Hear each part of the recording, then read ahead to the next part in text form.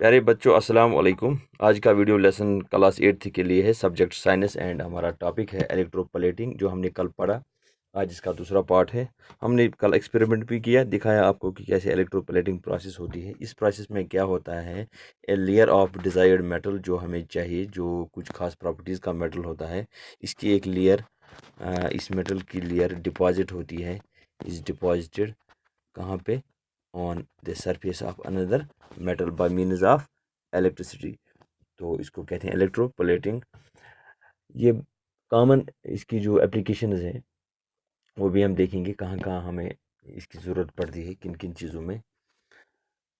अ, ये भी एक chemical effect of electric current, जो हम इलेक्ट्रोप्लेटिंग प्रोसेस है।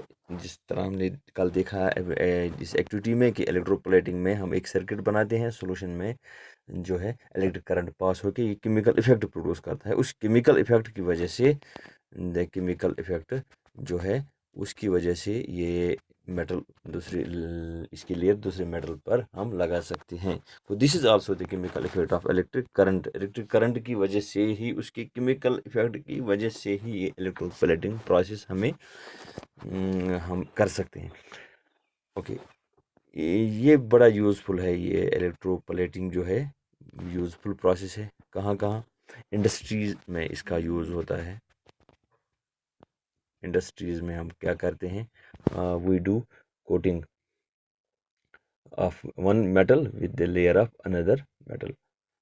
ओके, लेकिन वो मेटल, हम उस मेटल की ही कोटिंग हमें ज़रूरत है जिसकी कुछ प्रॉपर्टीज़ हों, जिसकी कुछ डिज़ायर्ड प्रॉपर्टीज़ हम देखते हैं पहले।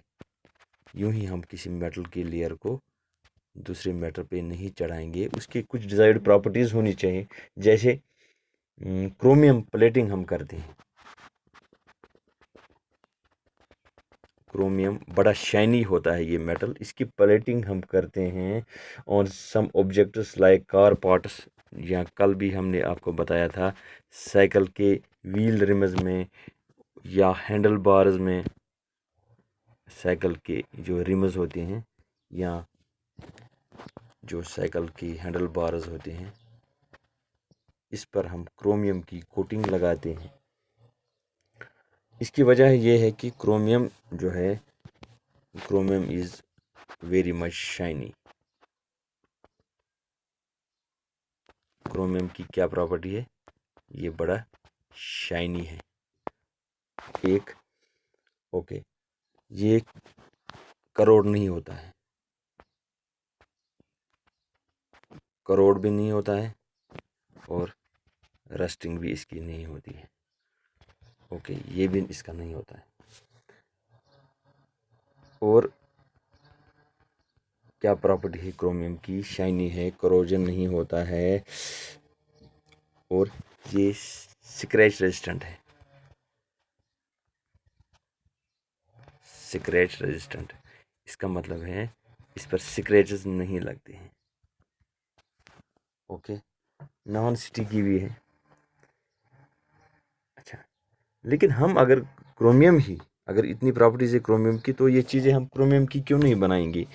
हम ये चीज़ें क्रोमियम की, जैसे handle bar, wheel rim, car part, ये वगैरह क्रोमियम की इसलिए नहीं बना सकते हैं because this chromium is very much expensive. ये एक्सपेंसिव है, बहुत ज़्यादा एक्सपेंसिव मेटल है ये हम नहीं अफोर्ड नहीं कर सकते ये चीज़ें हम क्रोमियम की बनाई। So it is for economical reasons the whole object can not be made of chromium. इसलिए हम चीपर मेटल जो है, चीपर मेटल, उसके कार पार्ट्स, हैंडल्स, रिम्स वगैरह बनाते हैं, और उस चीपर मेटल पर हम कोटिंग क्रोमियम की डिपॉजिट करते हैं, जो कि हमें उसके लिए कम क्रोमियम चाहिए। इसी तरह ज्वेलरी, जो हार, झुमके वगैरह औरतें पहनती हैं, इस ज्वेलरी में भी इलेक्ट्रोप्लेटिंग होती है सिल्वर और गोल्ड की। जो लेस एक्सपेंसिव हो, लेस एक्सपेंसिव मेटल, उसकी पहली ज्वेलरी बनाई जाती है, उसकी ज्वेलरी बनाई जाती है, और इस ज्वेलरी पर फिर एक्सपेंसिव मेटल की कोटिंग जैसे सिल्वर की कोटिंग भी हम लगाते हैं और गोल्ड कोटिंग भी हम लगाते हैं। सिल्वर कोटिंग सस्ती हो जाएगी, गोल्ड कोटिंग इससे थोड़ी महंगी, लेकिन सिल्वर और गोल्ड कोटिंग की वजह से ये जो चीपर मेटल है हमारे पास ये अपीयरेंस देगा, सिल्वर अपीयरेंस भी देगा, गोल्ड अपीयरेंस भी देगा। तो सजावट में ये बराबर हमें अपीयरेंस देगा।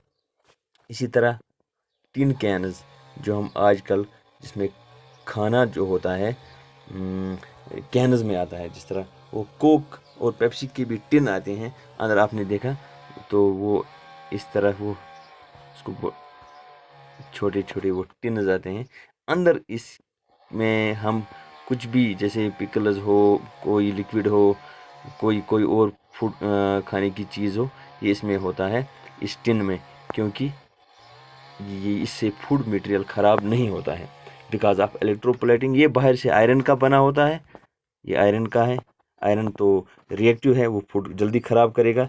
इसलिए क्या किया जाता है, इसकी टिन की कोटिंग की जाती है, अंदर से टिन की कोटिंग होती है।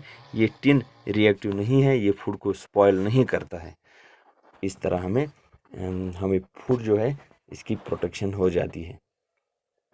इसी तरह हम देखें, हम ब्रिजेस में आयरन इस्तेमाल करते हैं, ऑटोमोबाइल्स में इस्तेमाल करते हैं, तो वहाँ पर जो है ब्रिजेस में या कहीं और पर फ्लाईओवर्स वगैरह बनाते हैं तो आयरन जो है स्ट्रेंथ के लिए आयरन डालना पड़ता है। लेकिन आयरन में प्रॉब्लम होती है, इसको ये करोड़ भी होगा और इसकी रस्टिंग भी होती है। तो इसको अवॉइड करने के लिए हम इस आयरन में जिंक की कोटिंग करते हैं, जिंक कोटिंग।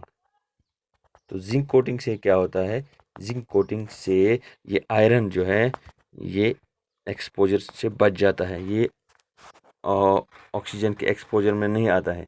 इसके बीच में किसकी कोटिंग रहती है, टिन की कोटिंग रहती है। तो टिन की कोटिंग इससे रिएक्टिव ज़्यादा नहीं बनने देता है, सो कोरोजन एंड रस्टिंग इसकी नहीं होती है।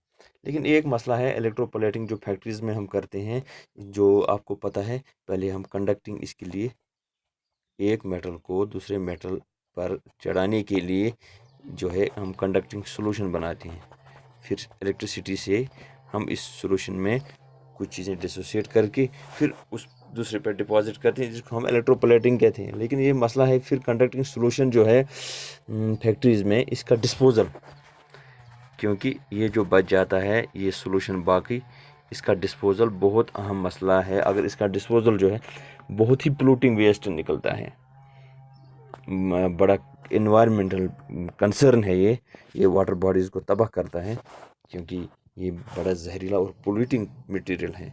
इसके लिए भी स्पेसिफिक गाइडलाइंस है इन्वायरमेंट को बचाने के लिए। आज के लिए इतना ही।